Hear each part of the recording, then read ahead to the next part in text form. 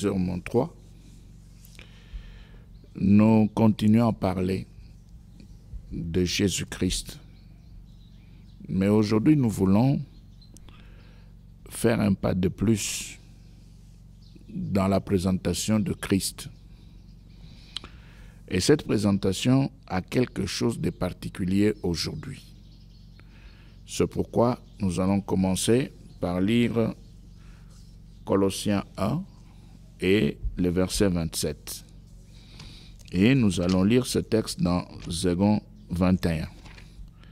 Colossiens 1, verset 27. C'est l'apôtre Paul qui parle. Paul qui est parfois considéré comme étant le fondateur du christianisme. Parce que on estime que c'est lui, Paul, qui a récupéré l'enseignement de Christ et qui a enseigné selon la philosophie gréco-romaine. Et dans sa façon d'enseigner, Paul avait donné à Christ une haute valeur. Donc il a fait ce qu'on peut appeler une haute christologie. Cette christologie est venue remplacer la basse christologie qui était visible du temps de Christ, c'est-à-dire que Jésus lui-même cachait sa messianité. Et quand Paul est arrivé, aidé par la civilisation gréco-romaine, il a présenté Christ comme étant la figure divine qui donne la vie. Alors dans Colossiens 1, 27, qu'est-ce qui est dit? On nous dit ceci. Et nous sommes là dans 2 21. Colossiens 1, le verset 27. On nous dit, en effet, Dieu a voulu leur faire connaître la glorieuse richesse de ces mystères parmi les non-juifs, c'est-à-dire Christ en vous, l'espérance de la gloire. Voilà, Christ en vous, l'espérance de la gloire. C'est ce qui va nous préoccuper aujourd'hui. Pourquoi est-ce que l'apôtre a préféré nous présenter Christ comme étant l'espérance de la gloire? Pourquoi il a insisté sur le fait que Christ était une espérance? Pourquoi? Eh bien, simplement parce que Christ est l'accomplissement des promesses de Dieu. C'est le lieu de l'accomplissement des promesses de Dieu. C'est-à-dire que tout ce que Dieu avait promis par le passé, toutes les prophéties, toutes les promesses de Dieu, tout se réalise en Christ. C'est le seul endroit, c'est le seul lieu. Christ est le seul endroit, Christ est le seul lieu que Dieu seul avait choisi pour accomplir ses promesses, ses prophéties. De sorte que celui qui entre en Christ, eh bien, il va croiser l'accomplissement des promesses de Dieu, c'est-à-dire la réalisation des promesses de Dieu.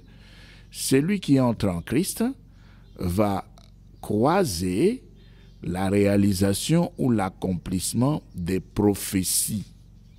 Quand vous entrez en Christ, eh bien, vous allez croiser toutes ces choses-là. Mais maintenant, la grande question, c'est celle de savoir comment entrer. Mais avant d'y arriver, nous allons prendre un texte dans Éphésiens 1, dans 2 1910. Ce texte d'Éphésiens 1, dans 2 1910, c'est un texte qui va nous aider davantage à comprendre pourquoi l'apôtre avait dit « Christ en vous, l'espérance de la gloire ». D'ailleurs, c'est un verset que nous aimons tous très bien dans les églises. Nous aimons ce texte et de temps en temps, c'est un texte qu'on peut même réciter de mémoire. Et parfois, quand ce verset est cité, tout le monde crie, tout le monde est content, et puis les gens se réveillent un peu dans l'assemblée. Pourquoi? Parce que on espère la gloire. On se dit, bon, comme Christ est dans le cœur, donc la gloire est là. Mais dans Éphésiens 1, vous allez voir pourquoi l'apôtre a préféré utiliser cette expression-là pour nous faire voir que la gloire ne peut s'obtenir que par Christ. Éphésiens 1. Nous lisons le verset 7 jusqu'à 10. Éphésiens 1, 7, 10. Il est dit, « En lui, nous avons la rédemption par son sang. » En lui, pas à l'extérieur, à l'intérieur. Si vous êtes à l'extérieur, eh bien, vous ne pouvez pas avoir la rédemption, la rémission de péché, selon la richesse de sa grâce. Donc, il faut ici entrer en lui. Et si nous remontons au verset 3, Éphésiens 1, 3, écoutez. « Béni soit Dieu le Père de notre Seigneur Jésus-Christ, qui nous a bénis de toutes sortes de bénédictions spirituelles dans les lieux célestes c'est-à-dire dedans, pas dehors, en Christ. » Maintenant, ça veut dire qu'il faudra entrer. Il ne faut pas rester à l'extérieur. Parce que si vous êtes à l'extérieur, vous allez entendre parler de Christ. Vous allez fréquenter l'église. Vous allez entendre la parole de Dieu. Mais comme vous êtes à l'extérieur, vous ne pouvez pas vivre l'accomplissement des promesses, la réalisation des prophéties, la présence de Dieu. Ce sera impossible. Je me répète, si vous êtes à l'extérieur de Christ, si Christ est à l'extérieur, si Christ n'occupe pas les cœurs, eh bien, vous ne vivrez pas l'accomplissement des promesses et la réalisation des prophéties et même la présence de Dieu. Donc, il faut entrer en Christ. Au verset 4, toujours dans Éphésiens 1, verset 4, il est dit, « En lui, Dieu nous a élus avant la fondation du monde pour que nous soyons saints et irrépréhensibles devant lui. » Vous voyez, en lui. Il est le seul lieu, le seul endroit que Dieu lui-même avait choisi pour l'accomplissement des promesses et la réalisation des prophéties. C'est le choix de Dieu. Dieu, dans sa souveraineté, il avait choisi Christ comme étant les lieux de réalisation et d'accomplissement.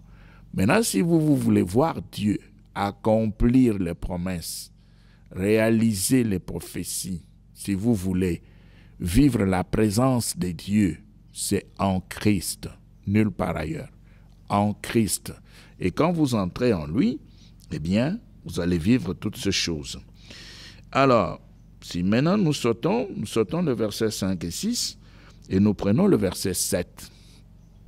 Nous sommes toujours dans Éphésiens 1, verset 7. « En lui, nous avons la rédemption par son sang, la rémission des péchés selon la richesse de sa grâce. » Voilà, toujours en lui. Nous sautons, nous prenons alors le verset 10, toujours dans Éphésiens 1. Nous prenons le verset 10 et il est dit, « Pour le mettre à exécution lorsque le temps serait accompli, de réunir toutes choses en Christ. » Vous voyez? Réunir toutes choses en Christ. Celles qui sont dans les cieux et celles qui sont sur la terre. Celles qui sont dans les cieux et celles qui sont sur la terre. C'est-à-dire que Dieu prévoit que celui qui va entrer en Christ, dans les prévisions divines, dans la souveraineté de Dieu, c'est lui qui va entrer, se retrouvera au cœur même, au centre de la rencontre des choses célestes et des choses terrestres. Voilà ce que Dieu a prévu. C'est ça son plan.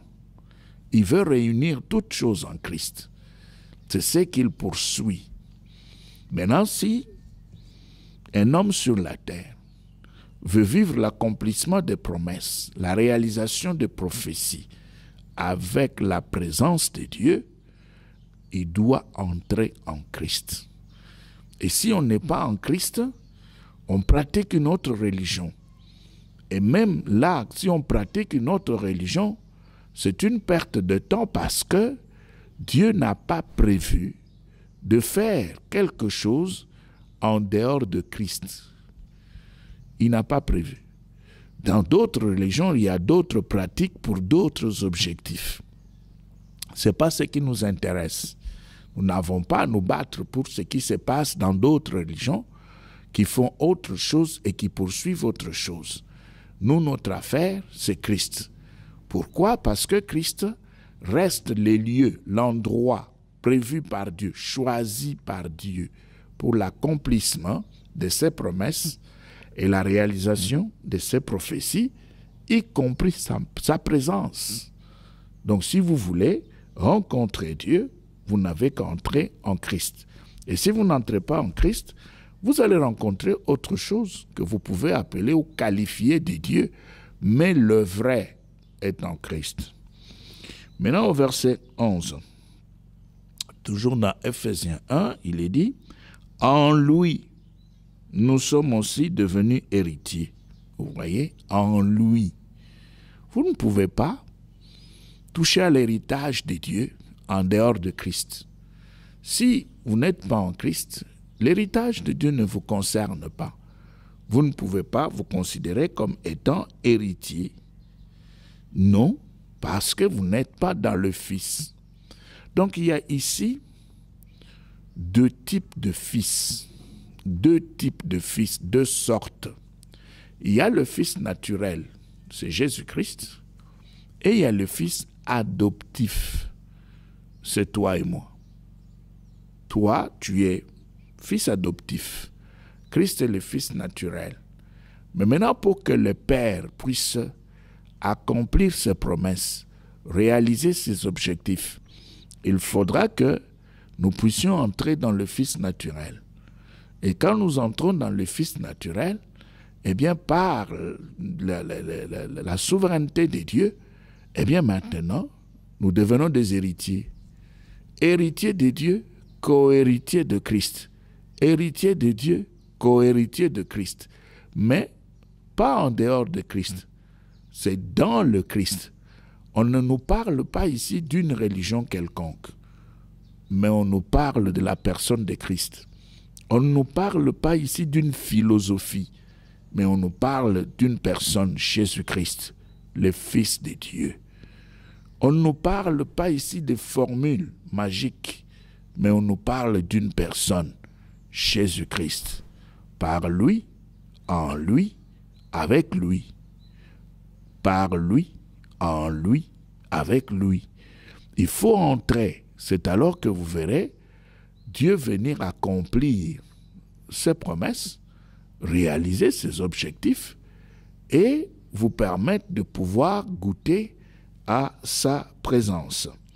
Mais maintenant, si vous refusez, si vous rejetez, eh bien, rien ne se fera. Voilà pourquoi, maintenant, vous allez encore une fois de plus et mieux comprendre Colossiens 1, 27. Nous commençons par le verset 26. Le mystère caché de tout temps et dans tous les âges, mais révélé maintenant à ses saints. 27.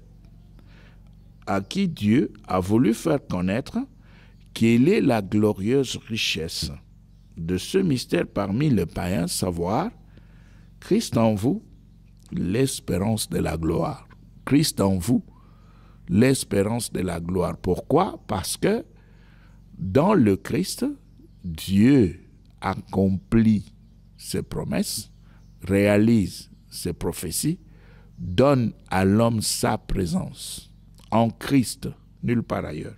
C'est les lieux, c'est le terrain que Dieu seul avait déjà choisi dès le temps immémoriaux. Nous avons un exemple dans l'Ancien Testament, dans Josué. Vous allez voir que Dieu ne fait rien pour rien, ne fait rien au hasard, n'essaye pas de faire certaines choses, mais il est en train de travailler. Il est Dieu, il sait ce qu'il fait. Alors, dans Josué 1, Après la mort de Moïse, eh bien, Dieu va parler en s'adressant à Josué. Qu'est-ce qu'il lui dit? Nous prenons Josué 1, nous prenons le premier verset jusqu'à 6. Écoutez, Dieu parle.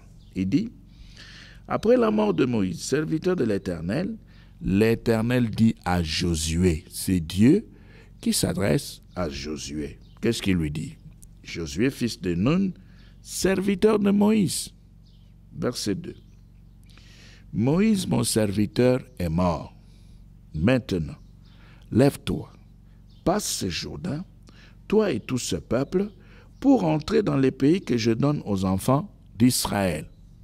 Voilà, lève-toi, passe le Jourdain, toi et tout ce peuple. Lève-toi, passe le Jourdain, toi et tout ce peuple, pour entrer dans le pays que je donne aux enfants d'Israël. Donc Josué s'élève sur l'ordre de Dieu. Il devait passer le Jourdain à la tête de tout un peuple pour entrer dans le pays que Dieu lui-même avait prévu de donner aux enfants d'Israël. Verset 3. Dieu lui dit, « Tout lieu que foulera la plante de votre pied, je vous le donne, comme je l'ai dit à Moïse. Je vous le donne comme j'avais fait la promesse à Moïse. » Bon, même si aujourd'hui nous aimons encore ce verset, nous disons toujours tout lieu que foulera, etc. D'accord, mais ici, nous voulons aussi vous dire ceci. C'est pour ceux qui sont en Christ. Si vous êtes en Christ, alors les paroles que Dieu avait données à Moïse vont aussi s'accomplir pour vous parce que vous êtes en Christ. Rappelez-vous, sur la montagne de la transfiguration, Moïse était apparu à côté de Jésus. Élie aussi était là à côté de Jésus. Maintenant, quand Pierre voulait les 3 tentes, Dieu lui a dit non. Moïse en Christ, Élie en Christ et Christ reste seul. Ça veut dire que si vous entrez en Christ, c'est là où vous allez trouver Moïse, c'est là où vous allez trouver Élie. Alors les promesses données par Dieu à Moïse, les promesses données par Dieu à Élie, toutes ces promesses vont s'accomplir en Christ, nulle part ailleurs. Les prophéties vont aussi se réaliser en Christ. C'est pourquoi il faut entrer en lui. Il faut entrer en lui. Si vous n'entrez pas, eh bien, il n'y aura rien. Parce qu'aujourd'hui, nous avons des églises, nous avons des serviteurs, nous avons des religions, nous avons plusieurs pratiques. Maintenant, il faut faire attention. Il ne faut pas s'attacher aux églises, il ne faut pas s'attacher aux religions, il ne faut pas s'attacher aux pratiques et oublier Christ. Non, mettez-vous en Christ, alors attachez-vous maintenant à l'église. Vous entrez en Christ, vous vous attachez à l'église. Vous entrez en Christ, vous vous attachez aux serviteurs de Dieu.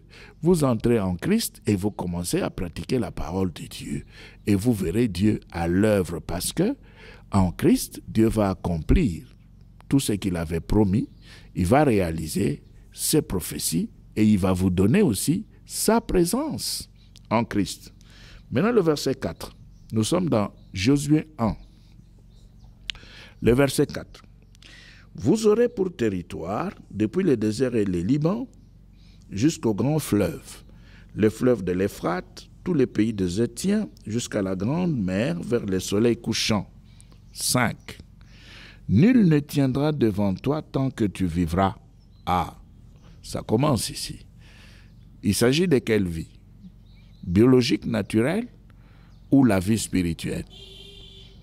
Et si c'est la vie spirituelle, elle pouvait se caractériser par quoi? Dans la personne de Josué, la présence de Dieu. C'est ça ce que Dieu lui dit. Nul ne tiendra devant toi tant que tu vivras. Je serai avec toi comme j'ai été avec Moïse. Je ne te délaisserai point, je ne t'abandonnerai point. Voilà. Dieu lui donne la parole et Dieu lui donne des assurances. Et maintenant, Josué, en recevant toutes ces paroles, il entrait dans la divinité. Et en entrant dans la divinité, il était sûr du fait que Dieu ne pouvait pas l'abandonner parce qu'il lui avait parlé. Il lui a donné la parole. Au verset 6, fortifie-toi et prends courage, car c'est toi qui mettras ces peuples en possession du pays que j'ai juré à leur père de leur donner. C'est toi, Josué. Tu vas faire quoi? C'est clairement dit. C'est toi qui mettras ces peuples en possession du pays que j'ai juré à leur père de leur donner. Voilà. Et vous avez la suite que nous avons toujours l'habitude d'exploiter. Très bien. Mais maintenant, quel est ce pays-là? C'est Canaan.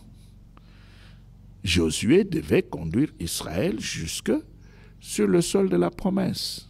Les territoires des Cananéens, c'est là où il devait aller.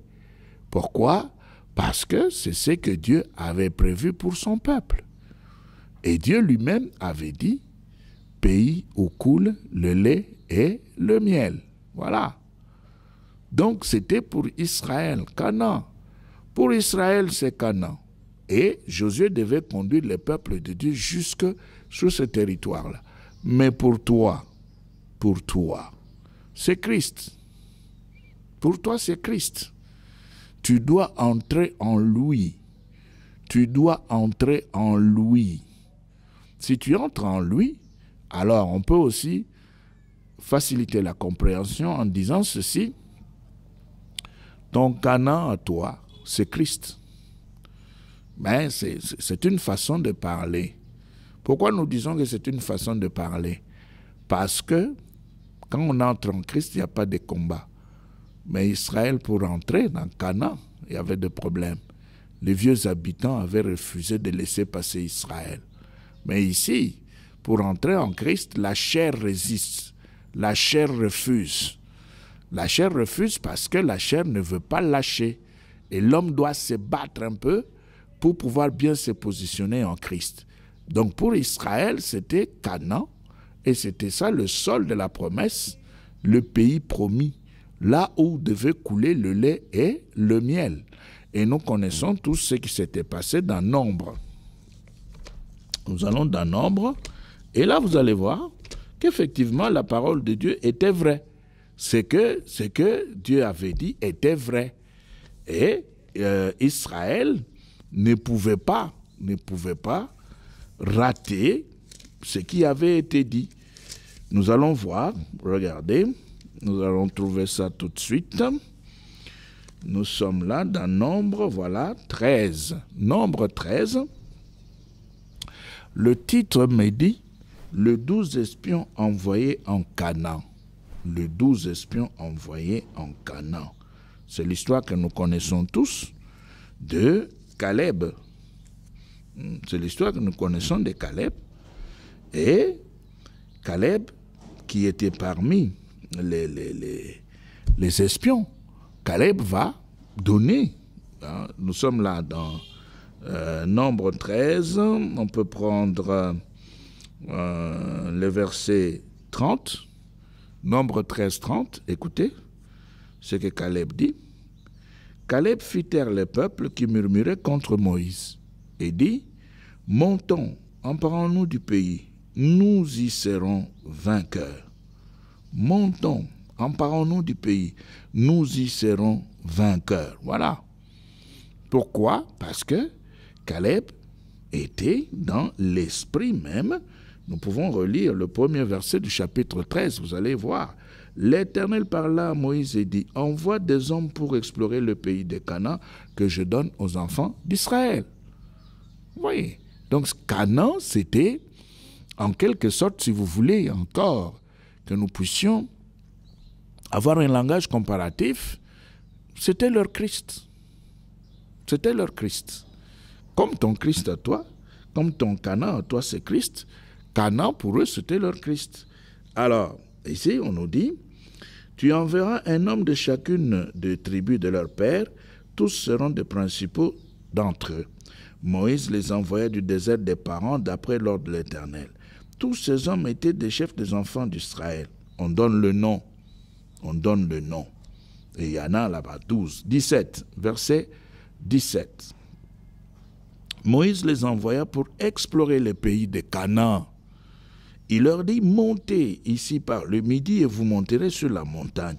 Vous verrez le pays, c'est qu'il est. et les peuples qui l'habitent, s'il est fort ou faible, s'il est en petit ou en grand nombre. Vous voyez? Et les espions vont partir. Maintenant, quand ils vont arriver là-bas, verset 23, écoutez, ils arrivèrent jusqu'à la vallée d'Eshcol, où ils coupèrent une branche de vigne avec une grappe de raisin, qu'ils portèrent à deux au moyen d'une perche. Ils prirent aussi des grenades et des figues. Vous voyez? Donc c'était véritablement un pays béni. 24. On donna à ces lieux le nom de vallée d'Eshcol à cause de la grappe que les enfants d'Israël y coupèrent. Ils furent de retour de l'exploration du pays au bout de 40 jours. À leur arrivée, ils se rendirent auprès de Moïse et d'Aaron et de toute l'assemblée des enfants d'Israël à Kadès dans le désert de Paran. Ils leur firent rapport, ainsi qu'à toute l'assemblée, et ils leur montrèrent le fruit du pays. Ils vont montrer le fruit du pays. Ils montrent. Voici ce qu'ils racontèrent à Moïse. Qu'est-ce qu'ils vont dire?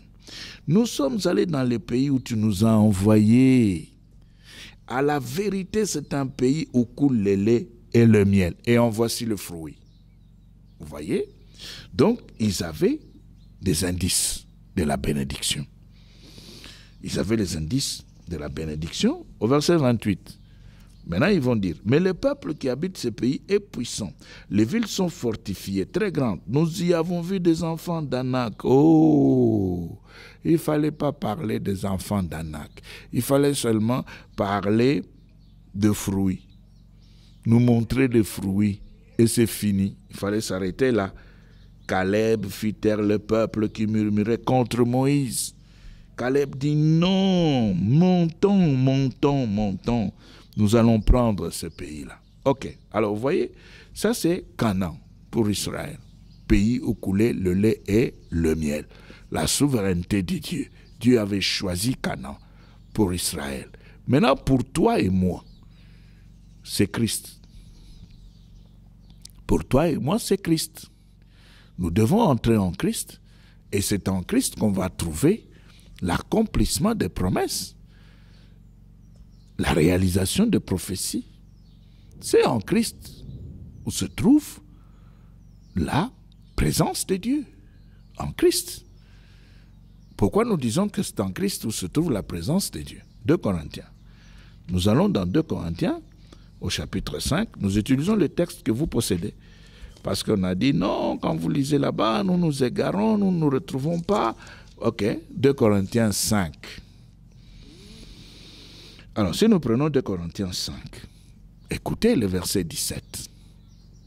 Qu'est-ce que Paul dit? Il dit, si quelqu'un est en Christ, il est une nouvelle créature. Les choses anciennes sont passées, voici toutes choses sont devenues nouvelles. Nous connaissons tous ce verset. Nous l'aimons bien. Mais écoutez le verset 18. Il est dit, et tout cela vient de Dieu, qui nous a réconciliés avec lui par qui? Par Christ. Par Christ. Et qui nous a donné le ministère de la réconciliation. Voilà, c'est ce que Dieu a fait. Il nous a réconciliés avec lui par Christ. Par Christ. Alors, maintenant au verset 19, écoutez pourquoi nous disons que quand vous entrez en Christ, vous avez l'accomplissement des promesses, la réalisation des prophéties et la présence de Dieu en Christ. C'est le verset 19, 2 Corinthiens 5, 19. Écoutez ce qui est dit.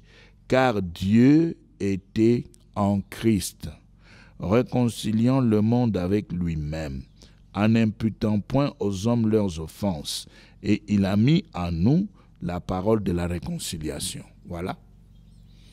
Il était en Christ. Maintenant, si vous entrez en Christ, vous allez le croiser. Et quand vous le croisez en Christ, c'est pour l'accomplissement des promesses, la réalisation des prophéties et sa présence. Maintenant, si Dieu vous donne sa présence, le verset 20, il va maintenant vous envoyer. Et c'est pourquoi il est dit, nous faisons donc les fonctions d'ambassadeurs pour Christ. Ambassadeurs pour Christ. C'est le service. Ambassadeur pour Christ sur cette terre. C'est le service. Comme si Dieu exhortait par nous. Comme si Dieu exhortait par nous. l'évangélisation, la prédication, l'exhortation. Nous vous en supplions au nom de Christ, soyez réconciliés avec Dieu. Voilà. Donc, Christ, nous nous répétons, Christ est en quelque sorte notre Canaan aujourd'hui. Nous n'avons pas de Canaan physique matériel. Notre Canaan, c'est Christ. C'est Christ seul qui est notre Canaan. Maintenant, dans français courant, nous allons lire un verset, toujours dans 2 Corinthiens, mais nous préférons lire ce verset dans français courant. 2 Corinthiens 1. 2 Corinthiens 1. Vous allez entendre encore, il y a quelque chose d'extraordinaire qui se trouve dans ce verset. 2 Corinthiens 1. Et voilà, on y est. 2 Corinthiens 1. On va lire le verset 20. Écoutez bien ce qui est dit. On nous dit ceci. On nous dit 19, non, ce n'est pas ce qui nous intéresse. 20. En effet, non, nous sommes obligés de commencer par le verset 19, dans français courant. 2 Corinthiens 1, 19, 20. Il est dit, 19. Car Jésus-Christ, le Fils de Dieu, que nous avons annoncé chez vous, Silas, Timothée et moi-même, n'est pas venu pour dire oui et non. Au contraire, en lui, il n'y a jamais eu que oui. 20. En effet, il est le oui, Jésus-Christ. Il est le oui qui confirme toutes les promesses de Dieu. Voilà. Il est le oui qui confirme toutes les promesses de Dieu. C'est donc par Jésus-Christ que nous disons notre Amen pour rendre gloire à Dieu. Bon, ça va être un peu compliqué là. Hein? Vous dites, mais on n'a rien compris. Ok, nous prenons cela dans Parole de vie. Qu'est dit Parole de vie? Comment est-ce qu'il traduit ça? 2 Corinthiens 1, 19, 20. Écoutez dans Parole de vie, comment on traduit ça? On va le traduire d'une certaine manière pour nous aider à pouvoir bien comprendre. 2 Corinthiens 1, on n'a pas oublié. On va vous montrer comment entrer. On n'a pas oublié. Alors, 2 Corinthiens 1, 19, 20. 19. Silas, Timothée et moi, nous vous avons annoncé le Fils de Dieu, Jésus, le Christ. Eh bien, Jésus n'a pas été oui et non, mais il a toujours été oui. 20. En effet, Jésus est le oui. Jésus est le oui à tout ce que Dieu a promis.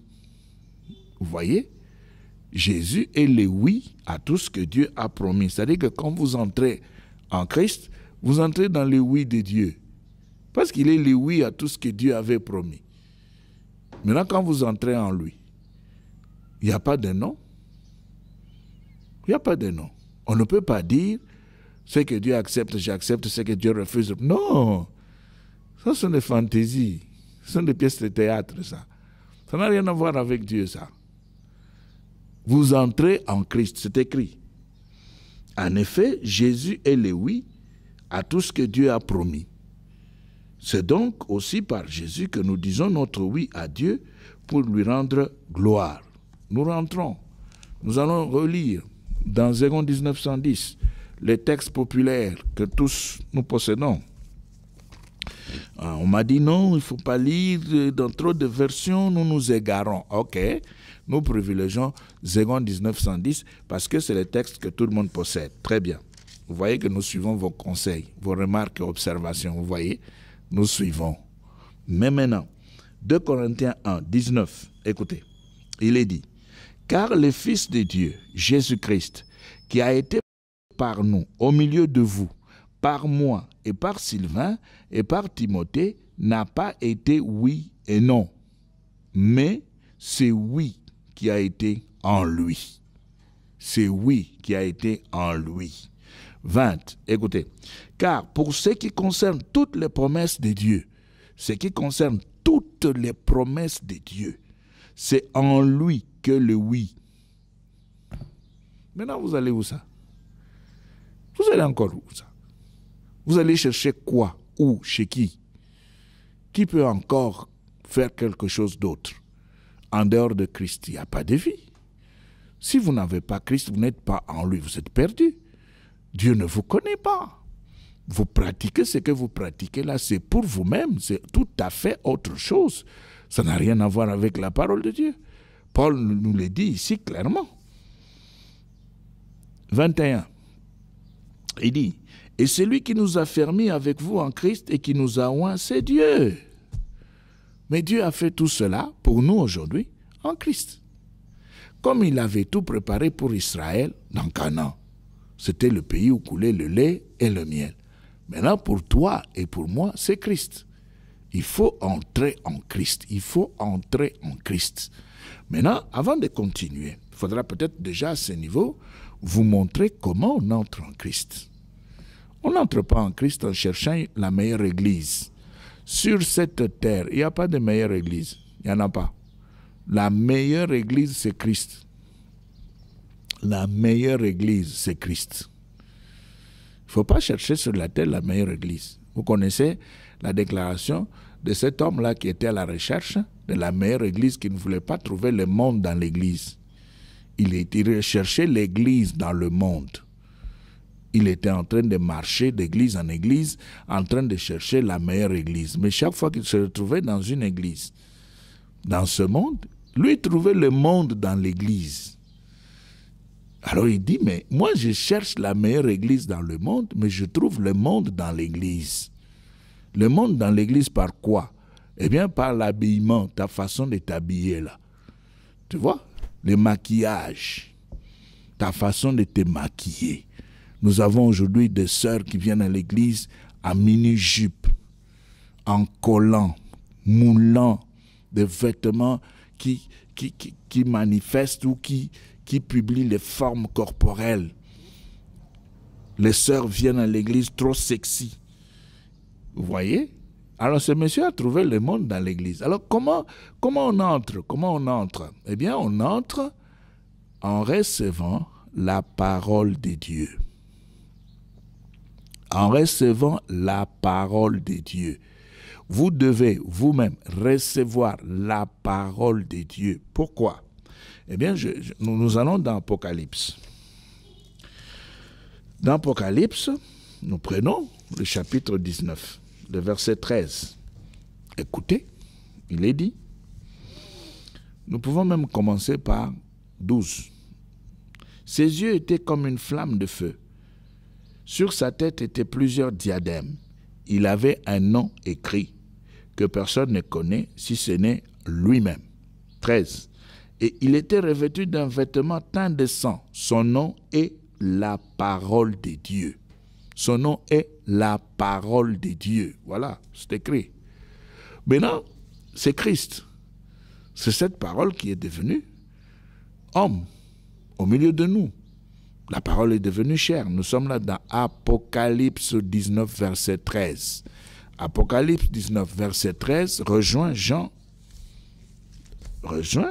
1. Vous voyez? Vous connaissez tous ce verset. Jean 1, qu'est-ce qu'on nous dit là? On nous dit ceci. Dans Jean 1, on dit 12. On nous dit, mais à tous ceux qui l'ont reçu, à ceux qui croient en son nom, il a donné le pouvoir de devenir enfants de Dieu, lesquels sont nés non du sang, ni de la volonté de la chair, ni de la volonté de l'homme, mais de Dieu. 14. Et la parole a été faite chair, et elle a habité parmi nous, pleine de grâce et de vérité. Et nous avons contemplé sa gloire, une gloire comme la gloire du Fils unique venu du Père. Donc, quand vous recevez la parole de Dieu dans sa pureté, dans sa totalité, vous croyez dans l'œuvre de la croix, vous donnez votre vie à Dieu par Christ, eh bien, vous entrez en Christ. Vous croyez dans la parole, vous entrez en Christ. Et quand vous entrez en Christ, vous allez connaître la nouvelle naissance. Et quand vous allez connaître la nouvelle naissance, vous allez changer. Vous ne pouvez plus vous habiller tel que les sœurs dans les églises s'habillent comme des danseuses. Non, vous ne pouvez plus le faire parce que ça c'est le monde. Vous avez changé. Dans Jean 3, qu'est-ce que Jésus dit? Au verset 11 et 12, Jésus dit, en vérité, je te l'ai dit. Il s'adressait ici à Nicodème. Qu'est-ce qu'il lui dit? Je te l'ai dit. Nous disons ce que nous savons et nous rendons témoignage de ce que nous avons vu. Et vous ne recevez pas notre témoignage. 12. Si vous ne croyez pas, quand je vous ai parlé des choses terrestres, comment croirez-vous quand je vous parlerai des choses célestes? C'est ça. Ce qui est né de la chair est chair, ce qui est né de l'esprit est esprit. C'est pourquoi il faut recevoir la parole pure de Dieu. Et quand on reçoit la parole pure de Dieu, il y a un changement qui s'installe. Un changement qui fait voir que cet homme est entré en Christ. Il est maintenant sur le terrain de l'accomplissement des promesses, des réalisations des prophéties. Il est sur le terrain de la présence de Dieu. Il n'est plus sur le terrain de la présence des démons, de la présence des esprits impurs qui poussent les gens toujours vers les choses de la terre, vers des choses qui n'ont rien à voir avec Dieu. Non. Il a changé complètement, il est allé de l'autre côté. Il est maintenant sur le terrain de l'accomplissement de la parole de Dieu. Et là maintenant, on est en Christ, les lieux et l'endroit que Dieu avait choisi. Nous pouvons lire un verset dans Hébreux 3. Dans Hébreux chapitre 3, vous allez voir, nous allons bientôt terminer. Hébreux 3, nous prenons le verset 13. On peut même, 13, 14 et 15. Hébreux, chapitre 3, voilà, on est là. Nous prenons le verset 13. Mais exhortez-vous les uns les autres chaque jour, aussi longtemps qu'on peut dire aujourd'hui, afin qu'aucun de vous ne s'endurcisse par la séduction du péché. 14. Car nous sommes devenus participants de Christ. Participants de Christ. C'est le verset 14. C'est le texte que vous avez. Nous pouvons lire cela pour vous dans courant. Hébreux 3, 14. Nous lisons cela dans courant pour que vous puissiez comprendre la traduction. Qu'est-ce qu'on dit? Hébreux 3, 14. On dit ceci. Oui, ça commence par ici. En effet, nous sommes les compagnons du Christ. Si nous gardons fermement jusqu'à la fin la confiance que nous avons eue au commencement. Voilà. Nous sommes devenus participants de Christ, pourvu que nous retenions fermement jusqu'à la fin l'assurance que nous avions au commencement. Voilà. Donc si, par exemple, vous ne voulez pas recevoir la parole de Dieu, la parole de Dieu ne vous dit rien. Votre affaire à vous, c'est ce que vous cherchez. Mais vous allez vous retrouver dans d'autres pratiques qui n'ont rien à voir avec la parole de Dieu, qui n'ont rien à voir avec Christ. Parce que vous ne voulez pas écouter, vous ne voulez pas être enseigné. Il faut accepter d'être enseigné pour bien connaître la parole de Dieu. Il faut rester dans l'Église et suivre des enseignements pour bien connaître Christ, pour bien se positionner en Christ. Il faut aimer l'enseignement. Mais aujourd'hui, ce qui est malheureux, c'est que quand on dit enseignement de la parole de Dieu, les églises sont vides. Mais quand on dit nous allons lutter pour avoir le mariage, c'est plein. On va chercher des chaises même chez les voisins. Il n'y a pas de place. Pourquoi? Les choses de la terre. Et alors maintenant, on croit qu'en faisant cela, tout en étant loin de Christ, on va recevoir. Non, le plan de Dieu ne s'accomplira pas. Les promesses ne seront pas accomplies, les prophéties ne seront pas réalisées. Dieu ne donnera jamais sa présence, il ne le fera pas. C'est pourquoi Jésus dit dans Jean 6, 63, Jésus dit, c'est l'esprit qui vivifie, la chair ne sert de rien. Les paroles que je vous ai dites sont esprit et vie. Donc si vous recevez la vraie parole de Dieu, vous recevez la vraie parole de Dieu, la parole pure de Dieu qui se trouve dans la Bible, la parole pure de Dieu qui est enseignée. vous restez au pied de l'enseignant, vous cherchez à mieux connaître le plan de Dieu dans sa parole, vous entrez en Christ.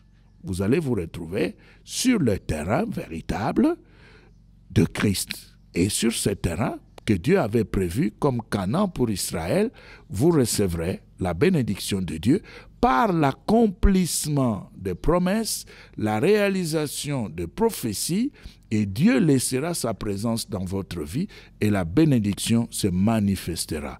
Que Dieu vous bénisse.